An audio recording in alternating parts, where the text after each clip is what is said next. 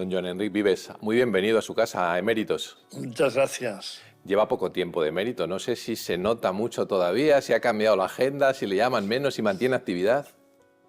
Bueno, yo mantengo actividad, sí, porque he dicho que sí a todas aquellas actividades o servicios, más bien, que han sido ejercicios, alguna predicación, han sido, sí, de momento, este tipo de cosas. Y luego yo he hecho un curso que los jesuitas ofrecen en la Cueva de Manresa para los que llegan a los 65, 70 o más. Así es la propaganda de un curso de un mes entero residiendo allí, y había otras personas de algún sacerdote, algún jesuita y después personas vinculadas a los jesuitas del mundo, también de América Latina, bastantes. Y bueno, es una preparación todo un mes en calma, en sosiego, para predisponerse uno a todo este tiempo, ¿no? Sí, llevo poco, porque es desde junio que el Santo Padre, el 31 de mayo, fiesta de la Visitación, es el día que escogimos con el coadjutor para hacer el relevo, y el obispo coadjutor que ya había nombrado el Papa Francisco hace más de un año, en julio, ¿no? Y fue ordenado, porque no era obispo, fue ordenado en la Catedral de la Seu d'Urgell en septiembre, el día 21, y después, 31 de mayo, pues han cogido ya el relevo, han pedido el relevo, y así ha sido, ¿no? Por tanto, pues sí, llevo unas veces que una parte para traslado, otra para que yo, y en verano, para quedar un poco más tranquilo ya, y después he hecho servicios desde ejercicios a sacerdotes, me pidieron una predicación para los emigrantes en Fátima, y estoy en el encuentro del 13 de agosto que dedican ellos a los emigrantes de todo el mundo, que como es agosto, vuelven para las familias a verles, y entonces hay un encuentro en el santuario de Fátima que fue muy bonito. Yo intenté hacerlo todo en portugués, yo leerlo lo puedo leer, pero hablarlo no lo hablo, y fue bonito. Y después han ido viniendo otra tanda de ejercicios, algunos servicios de alguna predicación a las religiosas, bien. Y aquí estoy, hacia este curso que me ha tomado todo un mes entero. O sea que no, ya he estado ocupado ya. Este curso del que nos habla y en la Cova de Manresa, necesariamente en clave ignaciana, entiendo, Sí, casi unos totalmente. ejercicios espirituales, ¿no? Casi unos ejercicios, pero es un mes que ellos ya tienen, ya saben llevarlo cuando son ejercicios de todo un mes. Y por tanto sí, ha sido una experiencia interesante, con laicos, con algunas religiosas, con algún sacerdote y con algún jesuita que, volviendo ya de misiones, también queremos, diríamos, en la medida de lo posible, predisponernos a estos años que van a venir, que son años de ir, digamos, cediendo, de dejar que el Señor vaya decidiendo sobre nuestras vidas, que estamos abiertos a todo lo que puedan pedirnos en plan servicio, pero que también ya somos capaces de entender que poco a poco la salud puede ir bajando y las posibilidades también nuestras o de la familia, ¿no? A mí se me murió una hermana que quería mucho hace un año, y bueno, pues te vas despojando, la vida nos va despojando, y hemos de preparar no solo este encuentro con el Señor, que ya vendrá cuando Él querrá, y que estamos dispuestos. Cuando uno tiene confianza, pues no le preocupa tanto, ¿eh? Al final, cada día le pedimos en la misa: ven, Señor Jesús, pues hay que creérselo, ¿no? Pero bueno, mientras haya posibilidades de servicio, de ayudar, yo en la conferencia episcopal estoy en la comisión de liturgia y en la comisión de clero y seminarios.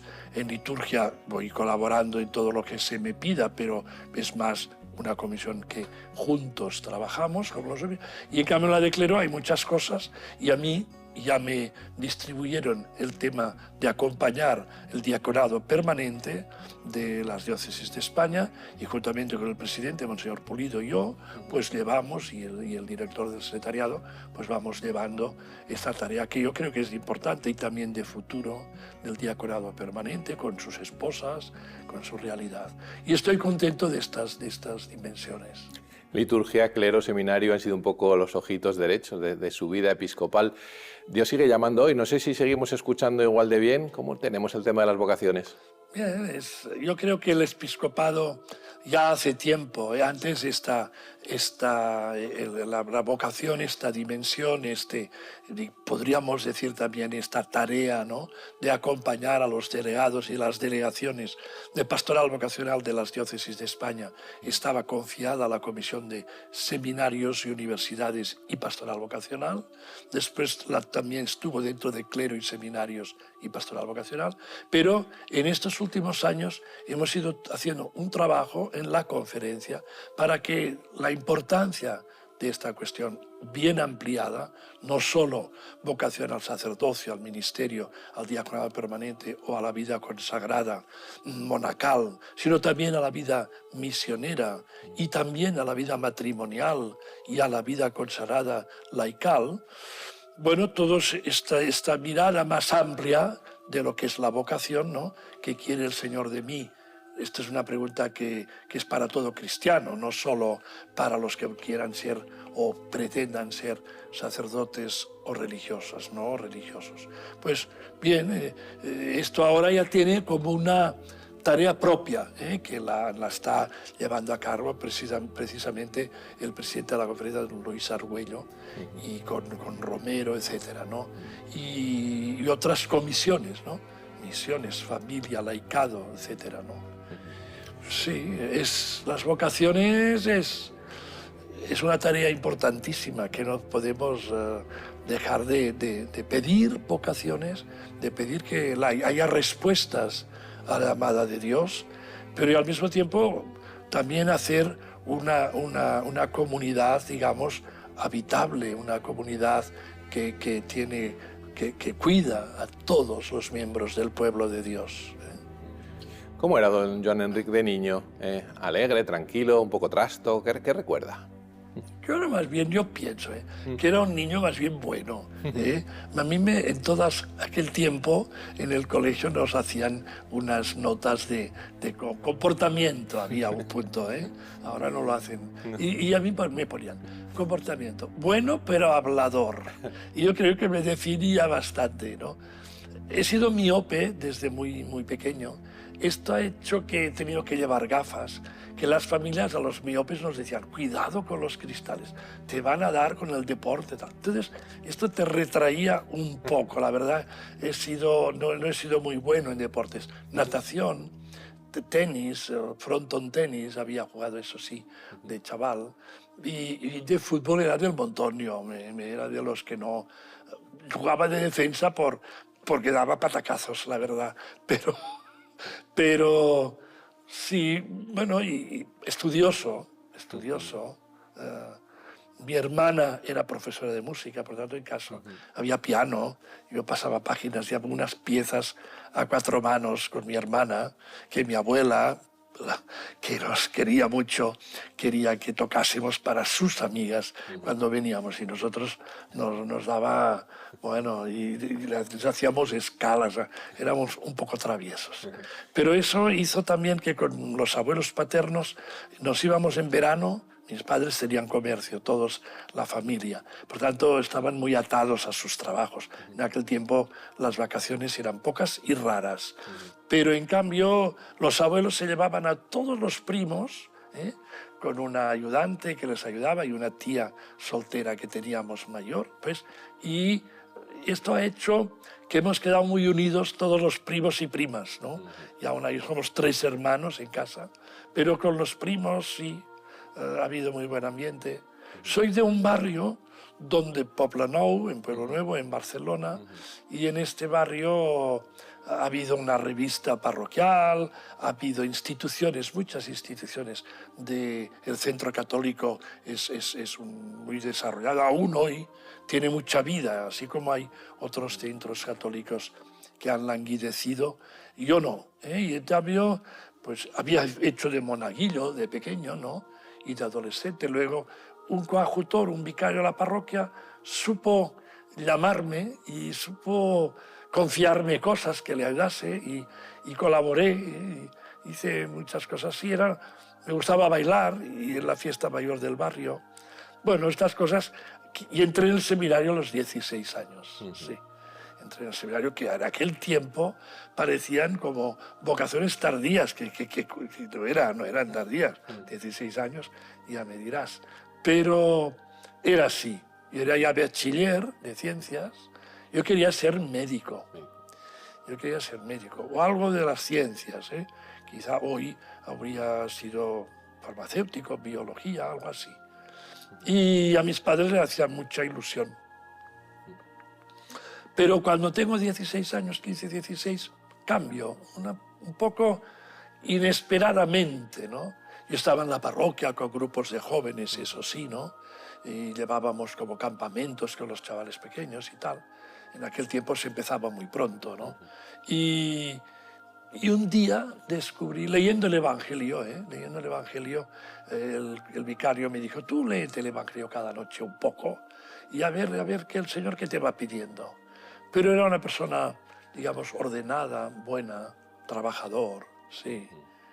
Me gustaban las ciencias y no me gustaba la filosofía. Y en cambio acabé haciendo dando clase, ¿no? filosofía, dando clase y licenciándome en la universidad, ¿no? Pero es así la vida, ¿no? Te lo van cambiando. ¿Y esos padres dedicados, entregados al comercio, cómo se llamaban? ¿Cómo eran? Francisco, Paco le llamaban en casa, y Cornelia, Nelia. Y bueno, muy trabajadores, gente buena, honrada. Sí, mi madre más creyente y practicante, mi padre menos. Mi padre es de una generación que quedaron marcados, ellos fueron lógicamente de Barcelona ciudad, los dos, y quedó muy marcado por la guerra civil y había en su interior había un cierto escándalo por cómo los sacerdotes, o después con los primeros tiempos de posguerra con Franco, cada lugar vivió lo que vivió y ellos le provocó eso una cierta distancia. No la familia, pero él era poco practicante, pero mi madre lo arrastraba a los grandes acontecimientos y él me levantaba para que el domingo pudiese ir a hacer de monaguillo, ¿eh? O sea que era en ese sentido. Y luego, como comprenderás, pues cuando yo entré en el seminario, en un primer momento un disgusto para él, pero después ya me defendía en todas partes, ¿no? Que esto de ser cura era muy bueno y después de ordenado mi padre fue asiduo a misa y yo le he podido dar los últimos sacramentos y fue un gran creyente porque lo llevaba dentro, ¿no? Era más bien una cosa un poco que cuando conoció la iglesia más, este vicario de la parroquia, los sacerdotes del seminario, los compañeros, él se entregó y fue un hombre. Había una honradez interior muy grande. Este vicario del que nos ha hablado es la primera mediación visible, el origen, se puede decir, es un proceso, pero bueno, el origen de la vocación en su vida. Bastante sí, y de tal manera que él se vanta de eso, él que vive aún, está mayor, sí. Está retirado en la residencia de Barcelona, de sacerdotes mayores, pero él sí se lo cuenta a todo el mundo. ¿Cómo se llama? Joan Soler. Y dice, yo a este le llevo yo, el seminario le llevo yo, porque bien, y somos grandes amigos, porque era el sacerdote de la familia, casó a mis hermanos, yo no era el pequeño de los tres. Por tanto, pues fue él el sacerdote de la familia. Sí, sí, esta es una gran mediación.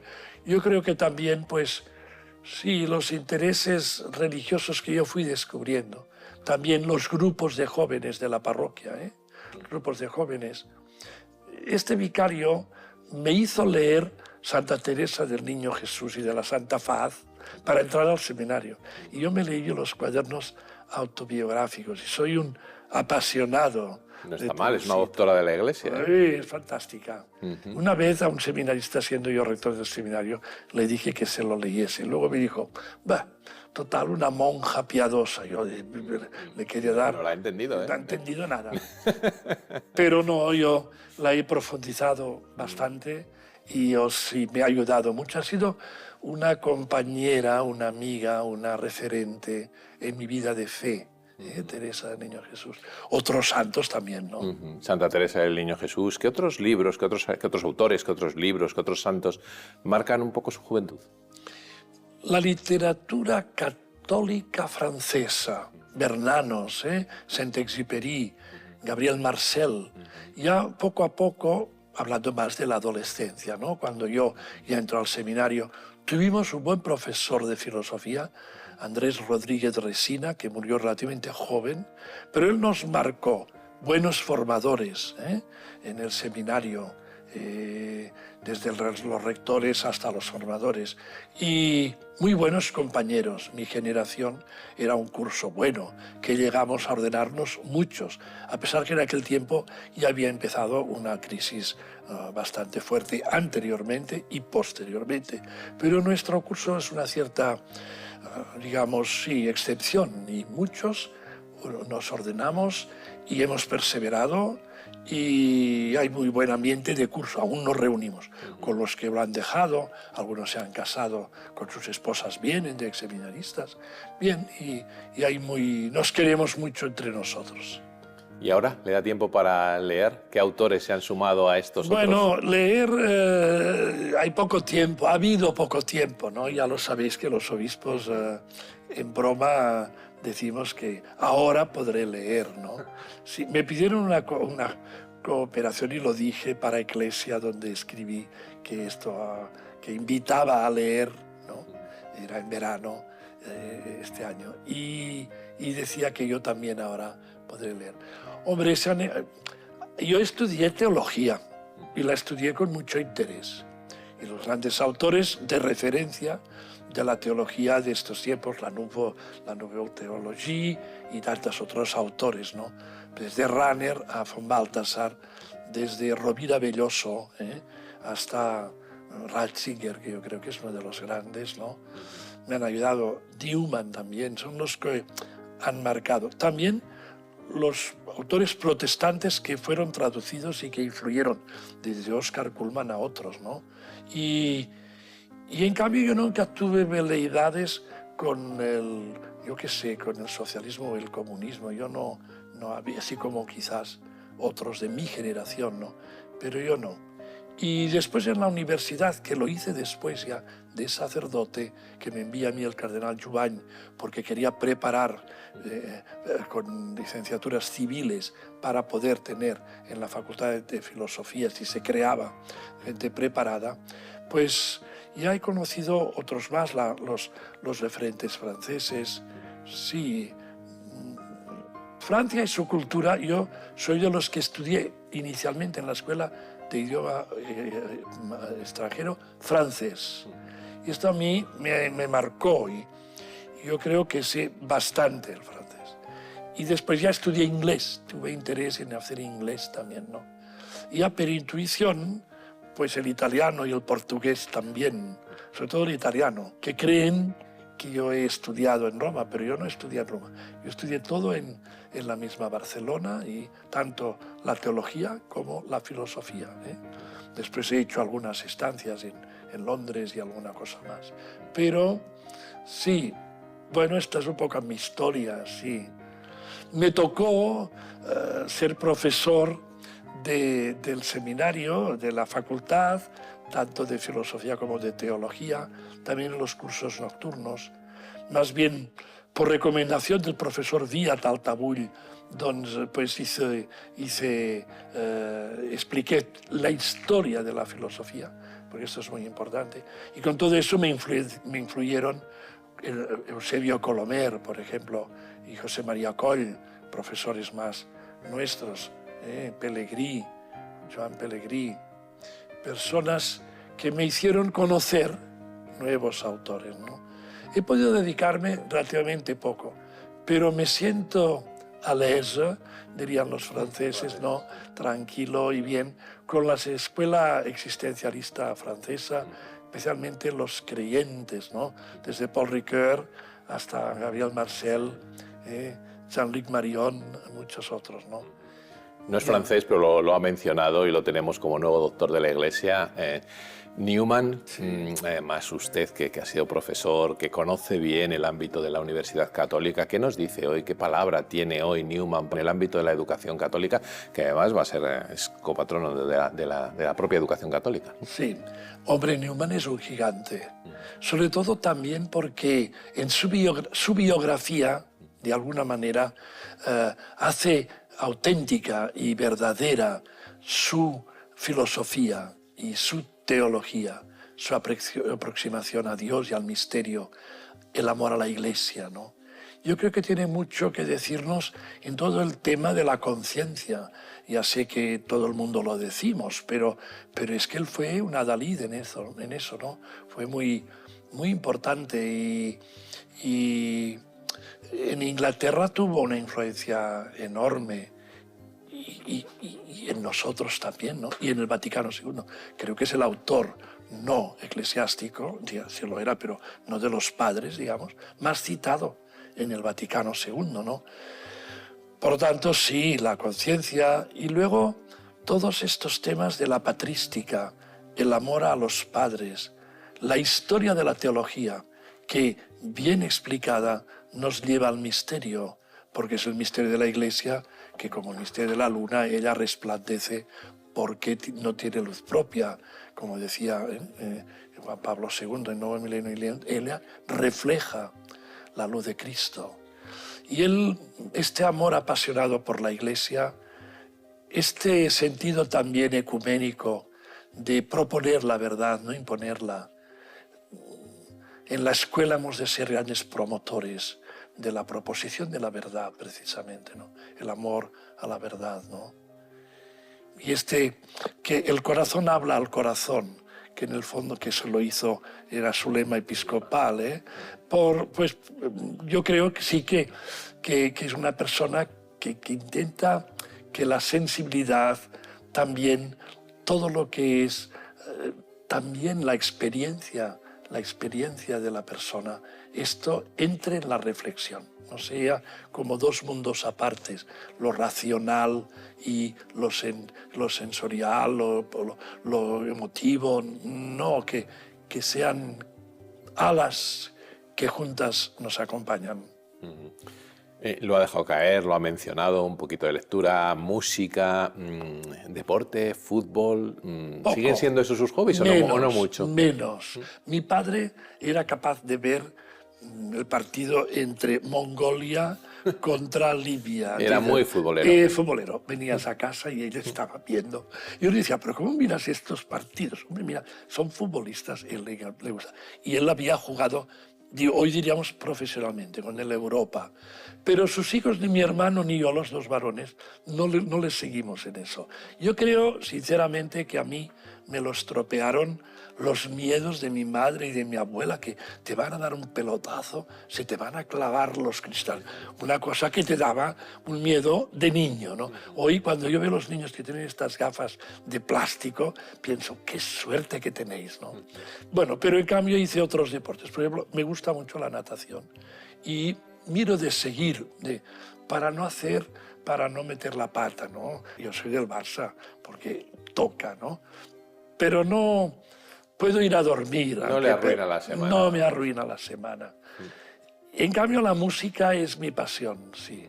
Quizá porque en casa yo he tenido, mi hermana, un piano y los últimos cursos de ella, cuando ya estudian a Chopin y estudian las cosas y Albéniz y tal, yo disfruté mucho escuchándole a ella, aunque cuando escuchas un alumno se equivoca, vuelve a empezar y es un poco lata. De tal manera que hubo un momento que se dudó si yo tenía intuición musical, que la tenía, pues si me dedicaba o no a la música, pero yo opté por no. Quería ser médico y lo tenía súper claro.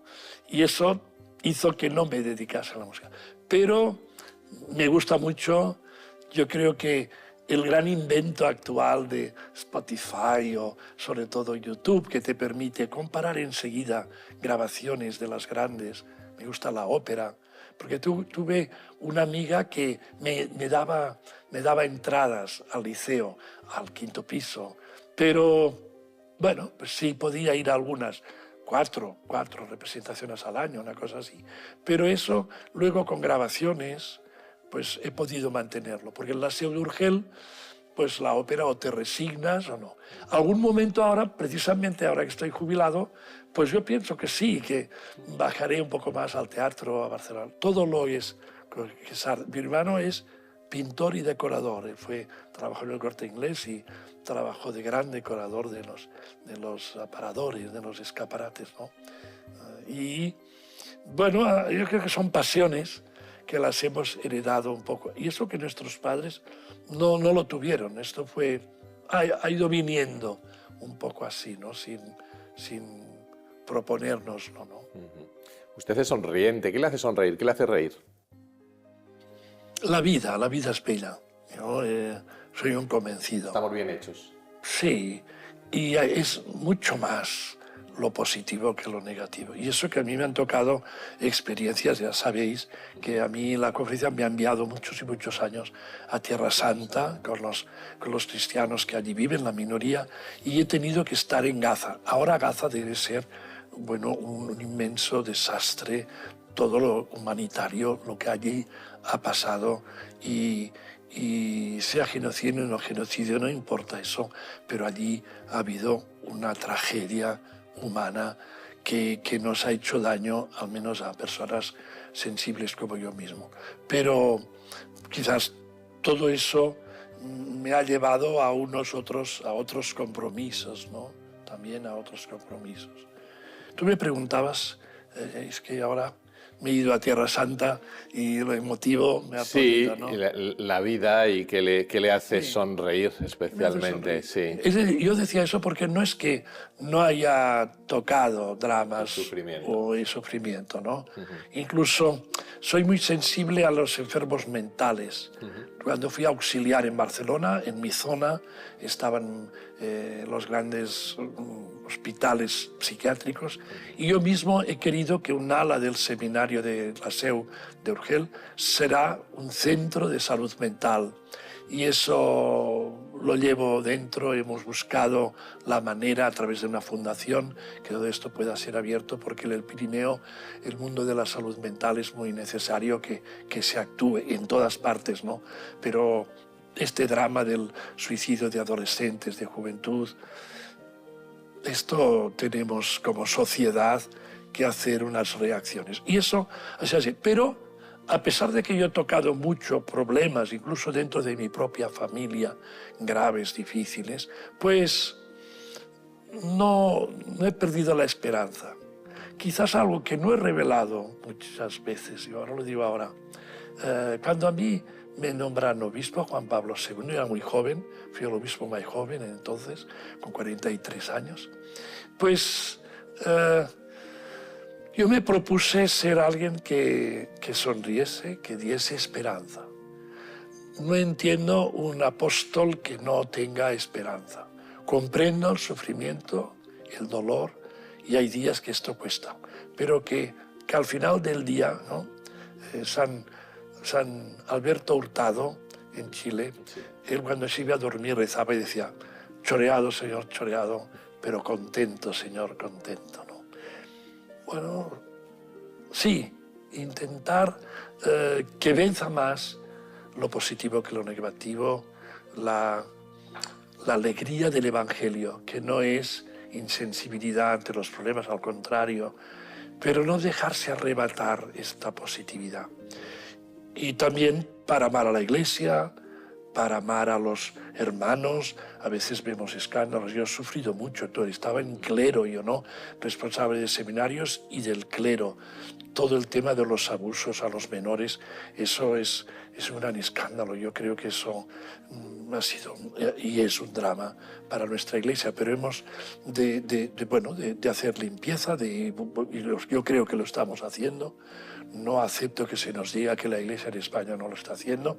Yo creo que lo estamos haciendo y que se ha hecho con piano, quizás. Siempre se podría hacer mejor. No todos hemos hecho igual o el compromiso el mismo, pero lo hemos intentado, ¿no? Yo creo que en esto el Papa ya, Juan Pablo II, sobre todo Benedicto, y sobre todo Francisco, y ahora espero también León XIV, han sido muy definitivos, sobre todo el Papa Benedicto en estos temas. Un solo caso de abuso es un escándalo gravísimo, es un delito, es un pecado. Y es cierto que en la reflexión no debemos decir que son pocos, ¿no? Pero también es cierto al mismo tiempo que es una pandemia social, ¿no? Que es un tema social que hay que enfocarlo de manera adecuada, ¿no? Sí. Sin quitar ningún tipo de Convendría que no responsabilidad. se fijasen solo en la Iglesia. La Iglesia hemos sido grandes pecadores en esto y ha habido casos que...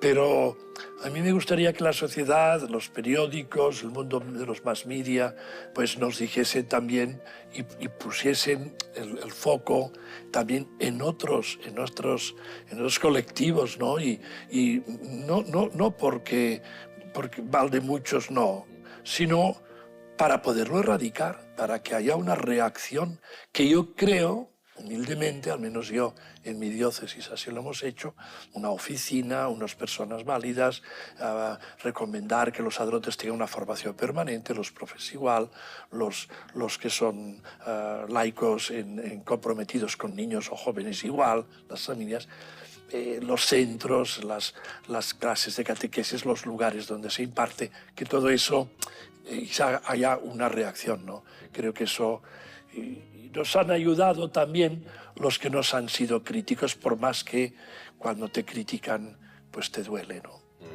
¿Qué aprendizaje le deja el conflicto? Porque, bueno, siendo sacerdote, pero obispo, arzobispo, jefe de Estado, es que es imposible no haberlo tenido, ¿no? Entonces, el conflicto, no tanto el dolor y el sufrimiento que lo acabamos de recorrer, el conflicto cotidiano, ¿qué aprendizaje deja?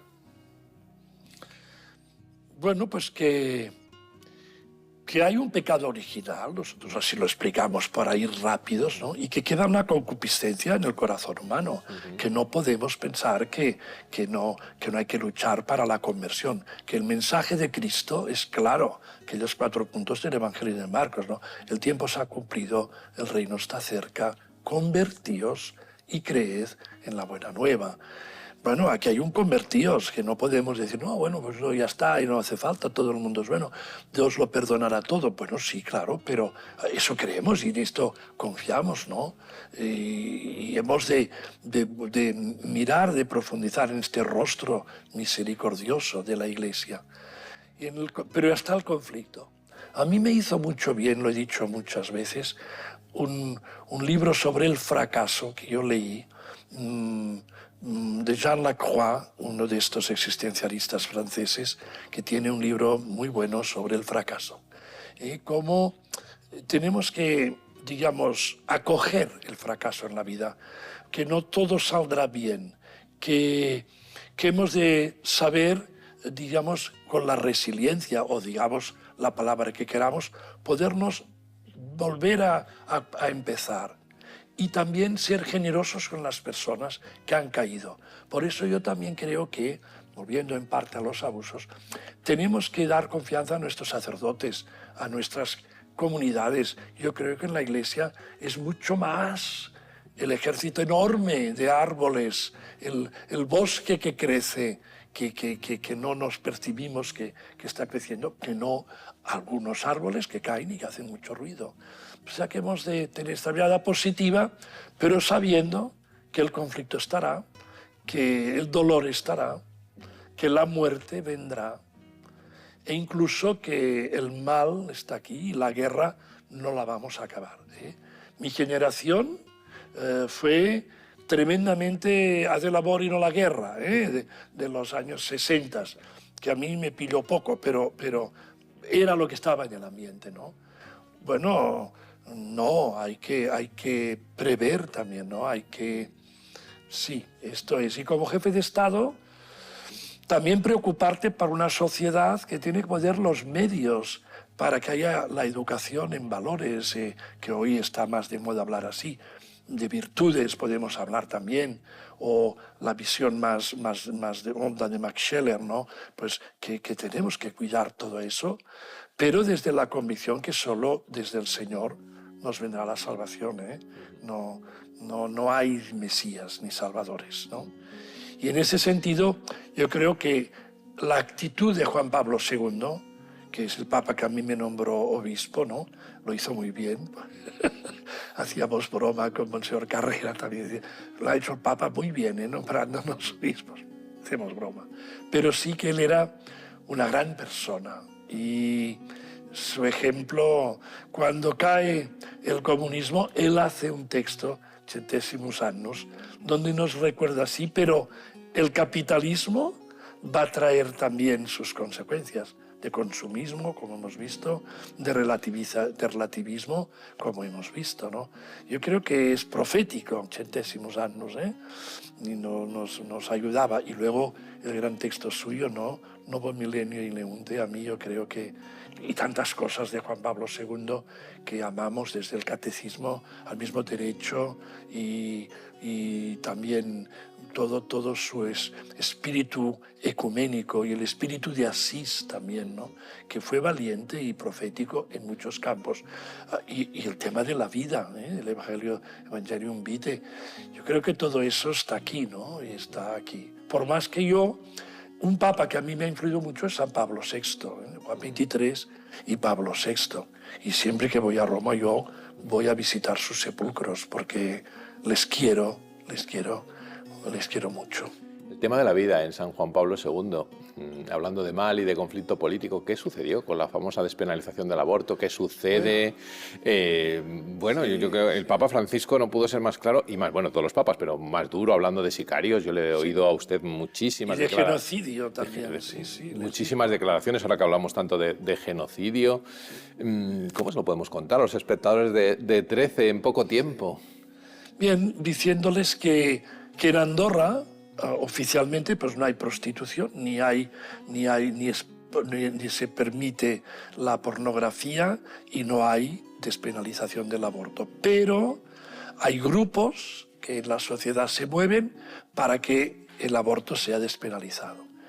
Yo creo que este no es un gran problema social en Andorra porque hay muchas otras maneras, pero parece que el gobierno actual o anteriores gobiernos, el Parlamento actual de Andorra, querría que hubiese un cambio legislativo. Parece que el gobierno intenta que no haya penalización para las mujeres. O sea, se tendría que buscar de unir la no penalización a las mujeres, si conviene a los médicos que hayan podido practicar fuera de Andorra algún tipo de aborto, que no penalicen, y al mismo tiempo que se mantenga la penalización por abortar en Andorra y mantener este estado libre de aborto. Bueno, es un poco la cuadratura del círculo, un poco es verdad, pero yo he mantenido mientras he podido. Ahora es mi sucesor el que tendrá que ver con la Santa Sede. Yo creo que el cardenal Parolin, en una visita que nos hizo en mi periodo, 3 años, y ahora ha hecho 2 años, en septiembre, pero estamos hacia el tercero. Fue claro, pero quieren buscar una posibilidad, porque es cierto que las leyes entran en vigor en Andorra con la firma de uno solo de los 2 copríncipes. Por tanto, bueno, siempre habría una salida que podría ser que no lo firmásemos, pero que encontrasen una salida. La Santa Sede está en contacto con el gobierno y con los políticos andorranos, y yo creo que con la ayuda del Señor podrán encontrar un camino. Yo no puedo decir mucho más, porque tampoco me toca a mí, es ahora un cómpito de Monseñor Serrano, mi sucesor, ¿no? Que yo creo que tendrá el acierto para también acompañar al santo pueblo de Dios que está en Andorra. ¿Y esta figura del copríncipe, cómo se la explicamos a quien le pueda parecer un poco anacrónica? Es histórica, es una tradición. Es los que amamos, yo he dicho antes que y la amo mucho, la cultura francesa, pero yo soy muy anglófilo. Yo me gusta mucho Gran Bretaña y creo, cuando uno es muy amigo de Gran Bretaña, todas las tradiciones, la carretera, que se ponen aquellos mantos y todo aquello. Todo eso, pues también forma parte de la vida. Es decir, que si este país que viene de 1278, en que el señor feudal cercano y el señor obispo de Urgel peleaban, y a partir de Pedro el Grande les dicen, hombre, hacer la paz, tenemos que, si acaso litigamos, es con el mundo que nos había conquistado, el mundo musulmán que había conquistado el país, ¿no? Pues hemos de retrocederles. Pero desde entonces, con un pacto, ni tú ni yo, los dos a la vez. Y esos son los dos copríncipes. Esto viene del siglo XIII. Y la voluntad de los andorranos ha sido mantener estos siglos, ¿no? Y los dos grandes imperios, porque lo son, en el norte Francia, con su cultura, con su actual poderío, aunque esté en un momento un poco bajo, pero Francia, es una potencia nuclear, es una potencia líder en Europa, y luego España, otra gran potencia, el gran imperio, la lengua española, con tanta tradición y tan importante. Estos dos imperios, y en cambio, en medio, un pequeño país de 468 kilómetros cuadrados, ¿no? Y ellos, cuando se propone el arzobispo Joan Martí Alanis y el copríncipe francés François Mitterrand, ellos proponen y salen adelante con la ayuda también de las autoridades españolas y un cierto apoyo discreto, pero de la Santa Sede, que se traspase a un Estado de derecho y democrático con una Constitución, y lo consiguen. El pueblo andorrano quiere que se mantenga la figura para el jefe del Estado, y así se cita, el jefe del Estado, singular, son los copríncipes dos de Andorra. Bueno, eso es una singularidad. Es anacrónica, a veces nos lo dicen y se lo echan en cara un poco a los pobres andorranos, en el sentido de, ¿cómo es que mantenéis un obispo? Pero bueno, yo me he sentido muy bien acogido en encuentros internacionales que he ido como obispo, con la cara bien alta, y como la Santa Sede, también los eclesiásticos de la Santa Sede hacen una representación en tantos lugares y unas mediaciones, una diplomacia para la paz está llevando a cabo la Santa Sede, que muchas cosas se saben, pero muchas no se saben de lo que se hace, ¿no? Bueno, humildemente, también los copríncipes podemos ayudar en algunos casos. ¿Qué cree que ha hecho bien en su ministerio episcopal? ¿Por qué hizo bien Juan Pablo II, bromeando? ¿De qué está orgulloso? No lo sé. No me toca a mí, ya lo sabéis, eso no. Los espectadores lo piensan para ellos mismos, ¿no? No me toca a mí decirlo. Ya se irá viendo. Pero mantener este equilibrio, estar muy cerca de la población. Y esto me ha llevado, por ejemplo, a querer mucho a los portugueses y al pueblo portugués, y amar su lengua y su cultura, porque hay muchos en Andorra, ¿no? Como hay muchos franceses y hay muchos españoles. Yo ya he dicho mi cariño por estas dos grandes naciones, la nación española y la nación francesa, pero también la nación portuguesa, ¿no? Y tantos otros, pero... Y esto me ha llevado digamos, a colaborar a este equilibrio, que no es en principio fácil para un eclesiástico. Yo me lo tomo como una razón pastoral. A mí, cuando me nombran para ir de coadjutor a Andorra y a Urgel, el obispo coadjutor de Urgel y futuro copríncipe de Andorra, el nuncio, que era Monseñor Monteiro de Castro, que siempre estuvo muy contento de este nombramiento. A mí me lo decía, este me ha salido bien, me decía a mí, porque quizás para otros, yo qué sé, le criticaban, no lo sé. Pero a mí me dijo, tendrá una gran oportunidad para hacer un acercamiento de tipo también pastoral y, si conviene, espiritual, con muchas personas del mundo de la política. Y esto ha hecho que yo tenga una cercanía con muchos políticos de todos los signos. A mí a veces me adscriben, porque mi cargo ha hecho que me critiquen mucho. Yo salgo en muchos blogs de una forma despiadada, de gente que no me conoce de nada y cree que puede opinar. Pero bueno, va con el oficio esto, ¿no? Y va hoy en día con las redes sociales y los blogs. Pero yo creo que he podido hacer una cercanía al mundo político, al mundo humano dentro de lo político. Y eso no es poco. Y entonces incluso en la conferencia se sabe que alguna misión que yo no tengo que revelar he podido hacer por encargo de algún presidente de nuestra conferencia, por parte de alguna mediación en temas complejos, sea en España, educativos y de otro tipo, o sea en Cataluña también, ¿no? Bien, yo lo he hecho con toda disponibilidad.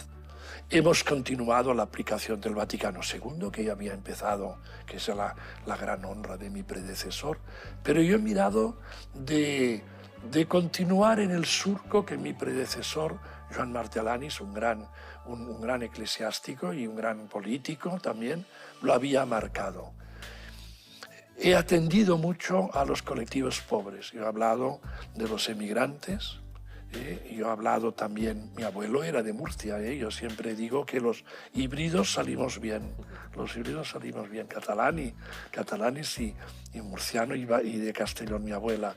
Pero también todo este trabajo por los enfermos mentales, que tienen por las personas que tienen minusvalía. He estado en bastantes patronatos de niños que son de inteligencia límite, en una fundación en concreto, en otras educativas, en alguna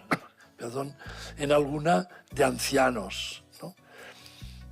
Lo he intentado hacer, o sea que he intentado dar un sesgo social a mi pontificado y creo que está aquí, pero se tendrá que ir viendo, ¿no? Y no rehuir a los políticos. Yo me duele cuando escucho que la gente hoy en día, por esta polarización tan grande y porque no son en muchas cosas nada ejemplares, ¿no? Pero no creo que vaya por buen camino un quejarse de lo político. Yo soy un convencido, como Pío XI decía, de que la acción política puede y debe ser la más alta de la caridad, de la virtud de la caridad. Porque claro, si se hacen pisos sociales, si lo consiguiésemos, muchas personas, muchos jóvenes tendrían, ¿no? Cuando hay tanto trabajo como ahora en día, mucha ocupación, pues eso es un bien. Que luego nos dicen, sí, pero es que no se llega con el trabajo incluso. Bueno, pues vamos a intentar trabajar en lo social. Yo trabajé mucho en Justicia y Paz, no había salido, pero yo trabajé ya, el cardenal Juvany de muy joven, y me dijo, pero escríbete las homilías, porque si no, vamos a ver qué problemas tendremos, ¿no? Y conocí a grandes políticos cristianos como Ruiz Jiménez y tantos otros, sí, y después Marcelino Oreja, el padre, ¿no? Yo he conocido a algunos que me han marcado, me han agradado, ¿no? Y yo creo que la dimensión social. Pasa que luego a mí estuve en el seminario y siempre he estado en la conferencia, pero un tiempo que no estuve en la comisión de seminarios, yo estuve en medios, que allí trabajamos contigo, en medios y también en pastoral social. Y tú estuve en cargo durante 2 mandatos de la pastoral penitenciaria, que hacen un trabajo espléndido, magnífico, ¿no? Sí, de estos trabajos que se conocen poco. Sí, entre esto y Tierra Santa, sí, pero bueno, hay gente que me critica ni en los blogs, porque dice que yo me creo mucho que soy cómplice. Yo no me creo nada, no, aquí lo puedo decir. Yo soy un hombre de un barrio de Barcelona, obrero, que me han llamado a estas responsabilidades. Pero una vez las tengo, las debo ejercer con la máxima responsabilidad y buen hacer, ¿eh? Y esto he intentado. Claro, luego pues he intentado que la pastoral juvenil y vocacional también se desarrolle bien. Me he dedicado mucho a los seminarios, y sí, y colaboré mucho en la fundación en aquel momento de la Ramon Llull, que el cardenal Juvany a mí me tenía mucho aprecio y me puso al frente de la Facultad de Filosofía, sí. Una última palabra para los que nos están viendo.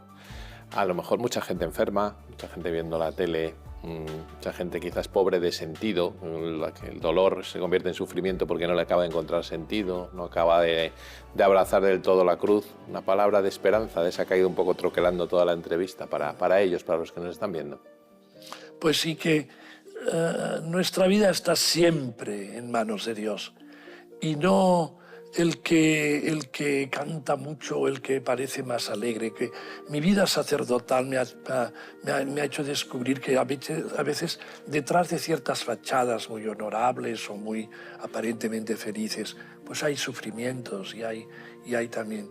Entonces yo les pido a estas personas que sufren que ofrezcan a Dios su sufrimiento, porque eso estamos convencidos que la oración, y la oración callada, no la oración que no es a lo mejor rezar mucho, pero aquella que se hace como una pequeña intención, como el mismo Jesús nos enseña en el Evangelio, una pequeña calculatoria. Señor, lo que yo pueda pasar que sirva para los que estén en este momento sufriendo, que eso les dé esperanza. Su vida tiene sentido y su sufrimiento también. Y solo el niño que ha sufrido es después un adulto maduro. Si no, esto lo decía Solzhenitsyn, pero yo estoy muy de acuerdo con eso, como un Dostoyevsky, los grandes autores, ¿no?, que nos enseñan también el secreto de la vida. Y el secreto de la vida es no tener nunca problemas, o no tener nunca sufrimientos, o ahora de jubilado cantar y silbar todo el día. No será así. No será así, seguramente, ni es así para muchísimos, ¿no? Por tanto, que la parte de sufrimiento que siempre la hay en la vida, la sepamos llevar, que le demos sentido. Jesucristo no suprime el sufrimiento, ni nos da grandes razones ante el sufrimiento. Nos da su ejemplo de sufrirlo Él. Él lo toma sobre sí. Aquel versículo de Juan, ¿no? Él cargó sobre sí el pecado del mundo, Él lleva sobre sí. Este sentirse que nos lleva el Señor, pues esto a mí me da paz y me da que vendrá, no lo sé, porque ahora a mi edad ya tengo que ir pensando también qué es lo que va a venir.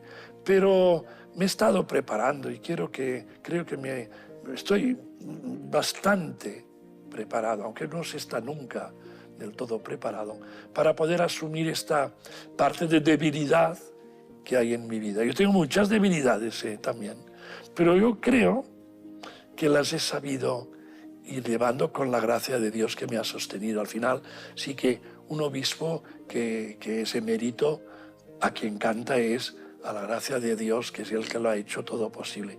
Yo, que soy un enamorado de Teresa del Niño Jesús, pues ella en el texto tan hermoso de su ofrecimiento, su ofrenda al amor misericordioso, ella dice aquello que parece ¿cómo puede decir eso?